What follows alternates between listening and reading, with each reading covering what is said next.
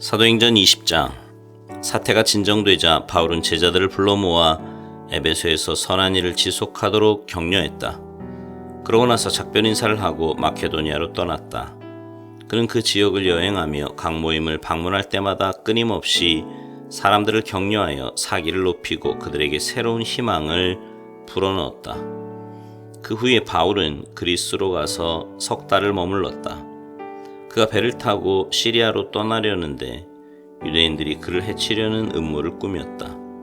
그래서 그는 다시 마케도니아를 지나는 육로로 길을 바꾸어 그들을 따돌렸다.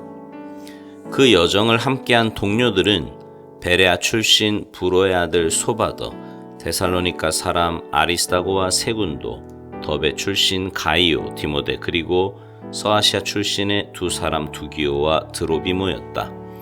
그들이 먼저 가서 드로아에서 우리를 기다렸다. 한편 우리는 6월절 주간을 빌립보에서 보낸 뒤에 배를 타고 떠났다. 우리는 닷새 만에 다시 드로아에 가서 한 주를 머물렀다. 일요일에 우리는 모여서 예배를 드리고 주님의 만찬을 기념했다. 바울은 회중에게 강론했다. 우리는 다음날 아침 일찍 떠날 예정이었으나 바울의 이야기가 밤늦게까지 길게 이어졌다. 우리가 모인 곳은 불을 환하게 밝힌 다락방이었다. 유두고라는 청년이 창을 열고 걸터 앉아 있었다. 바울의 이야기가 계속되자 깊은 잠이 들었던 유두고가 3층 창문 밖으로 떨어졌다. 사람들이 일으켜보니 그가 죽어 있었다. 바울이 내려가서 그 위에 엎드려 그를 꼭 끌어안고 말했다.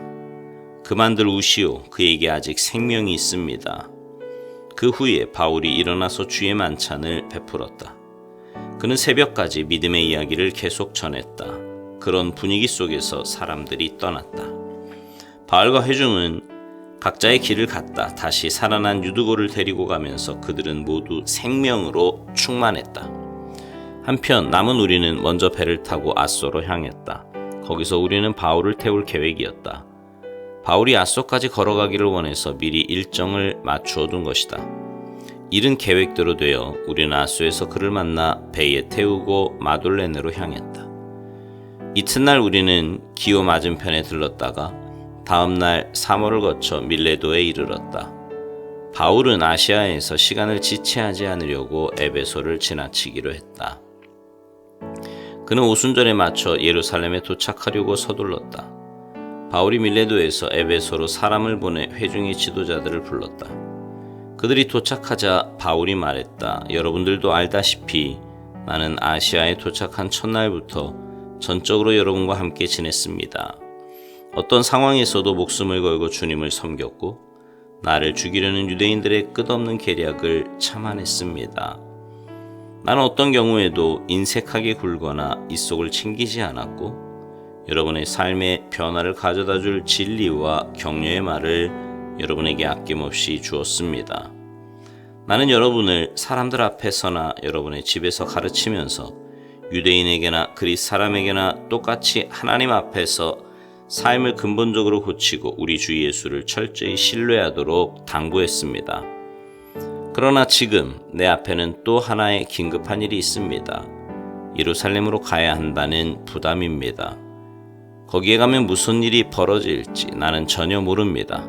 쉽지 않을 것이 분명합니다. 내 앞에 고난과 투옥이 있을 것을 성령께서 거듭해서 분명히 말씀해 주셨습니다. 그러나 그것이 나에게는 별로 중요하지 않습니다. 나에게 가장 중요한 것은 하나님께서 시작하신 일을 마치는 것입니다.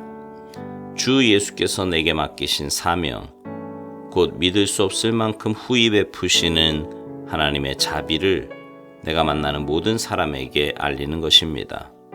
오늘은 작별의 날입니다. 여러분은 나를 다시 보지는 못할 것입니다. 나도 여러분을 다시는 보지 못할 것입니다. 나는 오랫동안 여러분 사이를 오가며 이제 막이 오른 하나님 나라를 선포했습니다. 나는 여러분을 위해 최선을 다했습니다.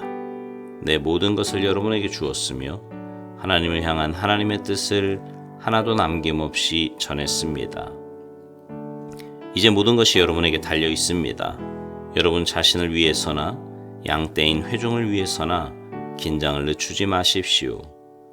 성령께서 이 하나님의 사람들을 여러분에게 맡기셔서 교회를 지키고 보호하게 하셨습니다. 하나님께서 친히 이들을 위해 죽을 가치가 있다고 여기셨습니다. 내가 떠나자마자 흉악한 이리들이 나타나서 이 양들을 맹렬히 공격하리라는 것을 압니다. 여러분의 무리 중에서 나온 자들이 제자들을 유혹하여 예수 대신에 자기들을 따르게 하려고 왜곡된 이야기를 할 것입니다. 그러니 늘 깨어 경계하십시오. 지난 3년 동안 내가 여러분과 함께 끝까지 포기하지 않고 견디면서 여러분 한 사람 한 사람에게 내 마음을 쏟았던 것을 잊지 마십시오. 이제 나는 여러분을 놀라우신 우리 하나님께 맡겨드립니다. 하나님의 은혜로운 말씀이 여러분을 그분이 원하시는 모습으로 만드실 수 있고 이 거룩한 형제들의 이 공동체에 여러분에게 필요한 것을 다 공급해 주실 수 있습니다. 여러분이 잘 알다시피 나는 재물이나 유행에는 관심이 없습니다. 나는 내 자신과 또 나와 함께 일하는 사람들의 기본적인 필요를 맨손으로 해결했습니다. 무슨 일을 하든지 약한 사람들 편에서 일하고 그들을 이용하지 않아야 한다는 것을 여러분에게 본으로 보였습니다. 받는 것보다 주는 것이 훨씬 행복하다고 하신 우리 주님의 말씀을 늘 기억한다면 여러분은 이 부분에서 잘못되지 않을 것입니다. 말을 마치고 나서 바울은 무릎을 꿇고 기도했다. 그들도 다 무릎을 꿇었다. 하염없이 눈물이 흘렀다. 그들은 바울을 꼭 붙들고서 그를 보내려고 하지 않았다. 그들은 이제 다시는 그를 보지 못할 것을 알았다. 그렇게 되리라고 바울이 아주 분명히 말했기 때문이다. 마음이 몹시 아팠으나 마침내 그들은 용기를 내어 그를 배까지 배웅했다. 아멘.